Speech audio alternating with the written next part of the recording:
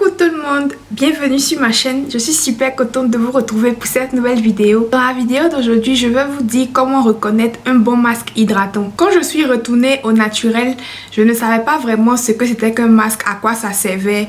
Et le fait que je ne savais pas à quoi ça servait, quand j'avais en face de moi un masque qui n'est pas efficace, je ne savais pas parce que je ne savais même pas à quoi le masque servait pour commencer. Donc c'est dans ce sens-là que moi aussi j'aimerais partager avec vous comment reconnaître un bon masque hydratant parce que c'est un produit qui est quand même important dans une routine capillaire crépue à mon avis. Le masque profond hydratant, c'est un masque qui va pénétrer les cheveux en profondeur et déposer des agents hydratants, des agents humectants. C'est un produit qui va aussi sceller les cheveux. Voilà, c'est un produit qui va conditionner les cheveux en profondeur, les assouplir, les réparer de l'intérieur, les hydrater de l'intérieur jusqu'à la surface. Tout ça, c'est le travail du masque profond. Et quand je parle de masque profond dans cette vidéo, je parle des masques du commerce. Les conseils que je vais vous donner, c'est pour choisir un masque hydratant dans le commerce. C'est pour vous guider en fait dans le choix de votre masque hydratant dans le commerce. Mais ça s'applique aussi au masque qu'on fait à la maison.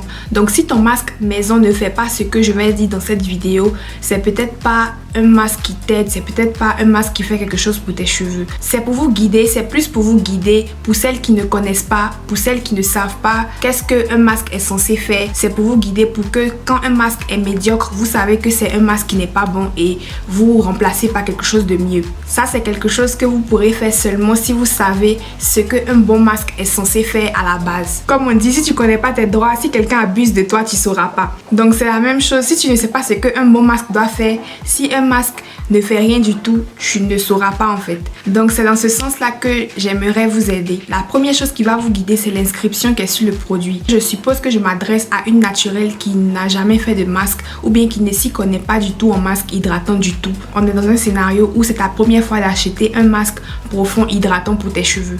Quand tu arrives dans le shop, vers quel produit tu dois te tourner? Tu dois te tourner vers les masques profonds où c'est écrit que c'est pour cheveux secs. Ces masques-là ont plus tendance à hydrater les cheveux secs, les cheveux déshydratés, les cheveux qui ont besoin d'hydratation. Tu vas pas aller prendre un masque où c'est écrit détox cheveux gras.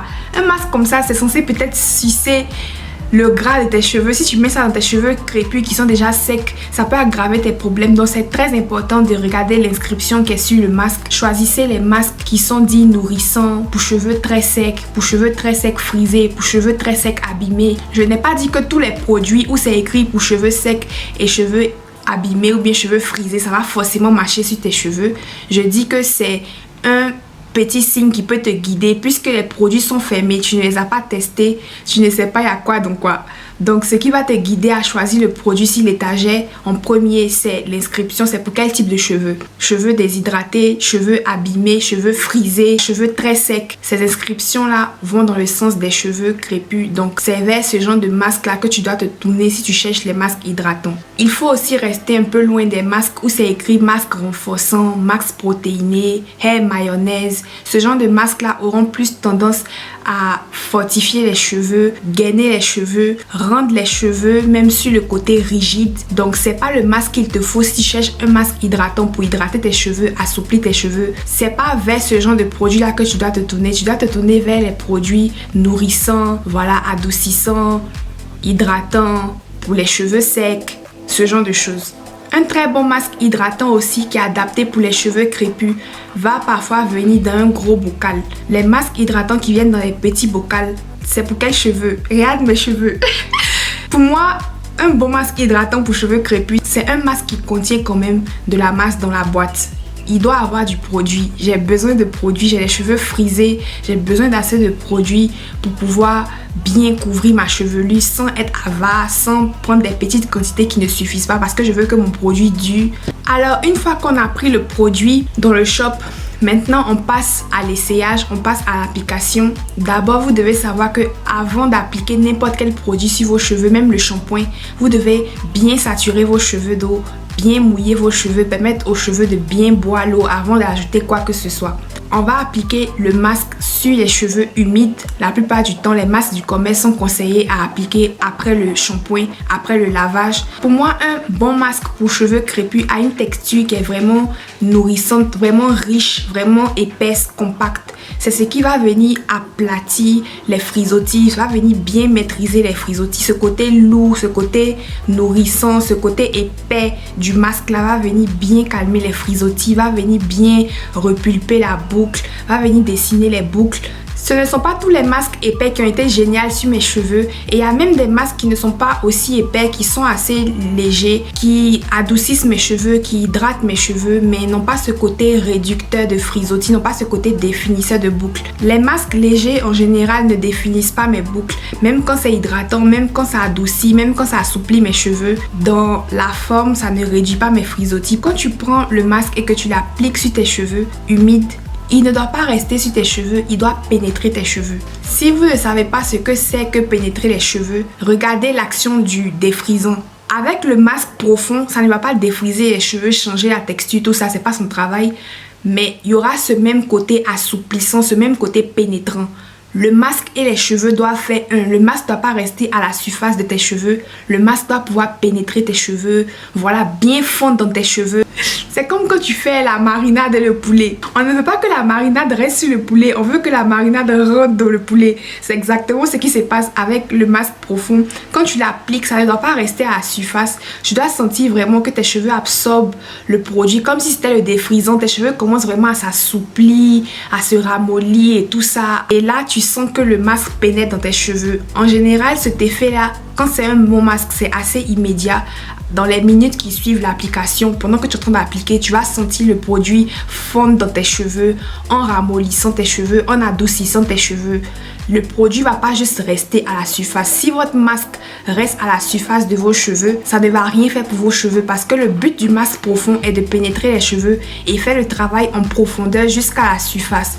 Donc ça sert à quoi de faire un masque profond si le produit ne va pas aller en profondeur, si le produit va juste rester à la surface, et dès que vous allez rincer, tout va partir et les cheveux seront toujours secs, comme si vous n'avez rien fait. Vraiment, il faut observer cette pénétration là. Si le produit ne pénètre pas tes cheveux, ça veut dire que c'est pas un masque qui est adapté à tes cheveux. Ça veut dire que c'est pas un masque qui est adapté à ta porosité, ou bien c'est juste un masque qui est médiocre, même ça va pas pénétrer les cheveux de quelqu'un un jour, même si la personne a la plus haute porosité. Donc il y a beaucoup de gens qui développent des marques de cheveux afro pour s'appeler entrepreneurs, mais ces produits là ne font rien pour les cheveux crépus. Et le facteur suivant à observer est après le rinçage. Quand vous rincez les cheveux, est-ce que vous sentez que les cheveux ont retenu quelque chose, ou bien vous sentez que tout le produit est parti? Parce qu'il y a des masques comme ça, il y a des masques qui arrivent à bien pénétrer les cheveux, voilà. Et puis quand tu rinces, tu sens que tout le produit s'en va, tu sens que les cheveux redeviennent vides.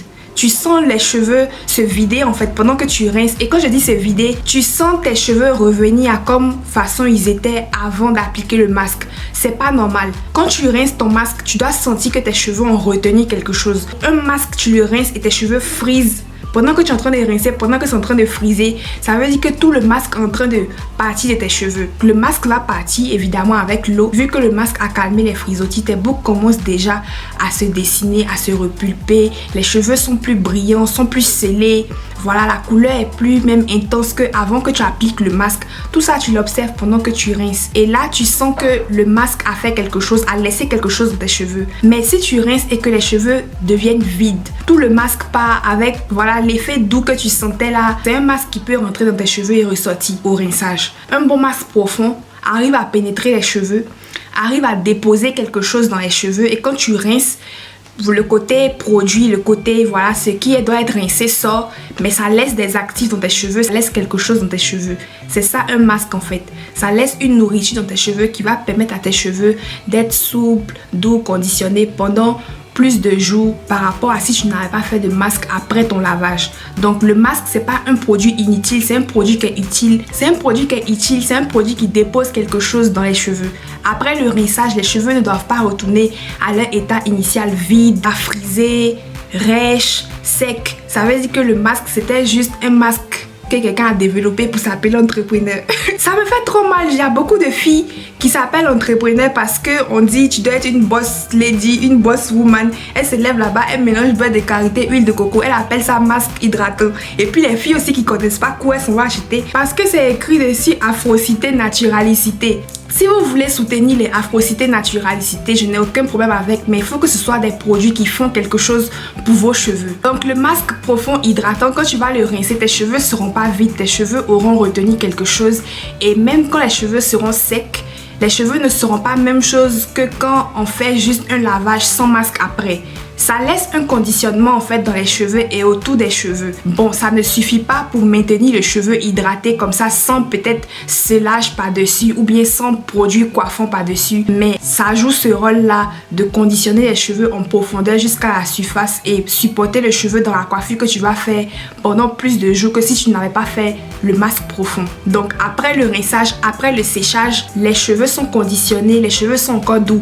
C'est comme quand tu laves tes habits avec de la poudre à laver, tu rinces, tu t'en vas sécher et puis quand tu laves tes habits avec de la poudre à laver et pendant le rinçage, tu appliques du conditionneur pour tissu dans l'eau comme les souplines. Donc vous voyez, ça laisse ce côté doux au linge. Ça rend le linge doux. Quand tu t'en vas sécher le linge, quand tu enlèves le linge du séchage, le linge est doux. Donc c'est un peu ce que le deep conditioner va faire pour les cheveux. Après avoir rincé, après avoir séché, il y aura ce côté traité, ça sera pas brut. Après ton masque profond, si tes cheveux sont secs, rêches, comme si tu n'avais rien fait, ça veut dire que ce masque là, c'est un masque qui est inutile.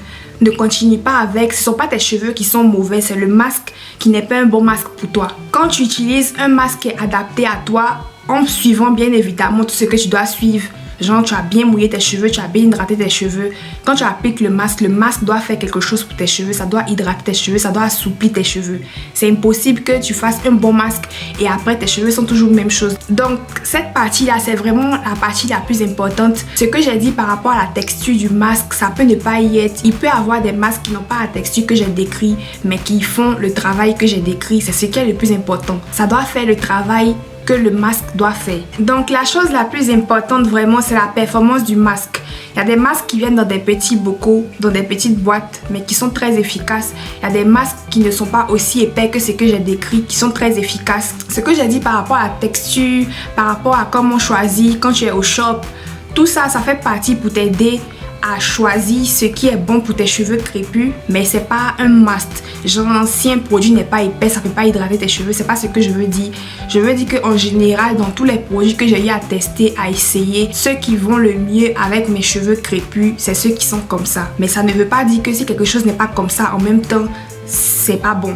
Ce que vous devez bien garder dans votre tête, c'est l'action du masque. Ce que vous devez bien rechercher, c'est l'action du masque. Il se peut qu'un masque soit épais, grosse boîte, tout ça là, et puis ça fout rien. Ça fait rien pour tes cheveux. What's the point? On veut quelque chose qui est performant, quelque chose qui va faire ce pourquoi on a acheté le produit. C'est ce que j'avais à vous dire pour cette vidéo. J'espère que ça va vous aider pour votre masking des cheveux crépus. Même si c'est un masque que vous avez fabriqué vous-même à la maison avec de la banane ou bien avec de l'oignon, que ce soit un masque qui ait ces propriétés-là, qui peut faire tout ce que j'ai dit. Parce que si c'est pour faire un masque juste pour faire, parce qu'on a dit qu'on a fait un masque, mais si ça fait rien pour les cheveux, je sais pas pourquoi il avait fait un truc comme ça. C'est pour ça que j'ai tenu à vous dire ce que je vous ai dit dans cette vidéo. Un autre truc que j'aime bien que mes masques aient, voilà, pour ceux qui me regardent, qui développent les masques, ce sont les parfums.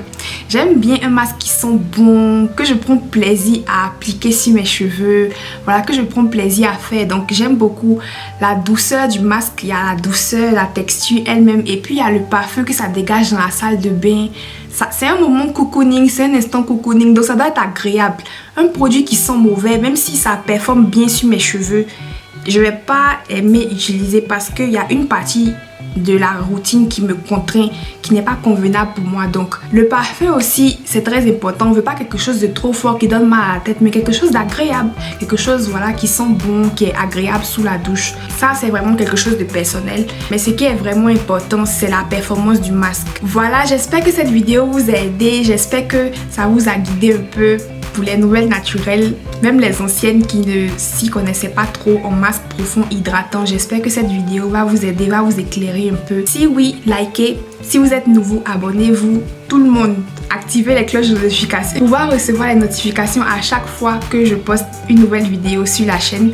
Comme ça, tu ne manques plus mes vidéos. On se retrouve dans la prochaine vidéo. Bisous!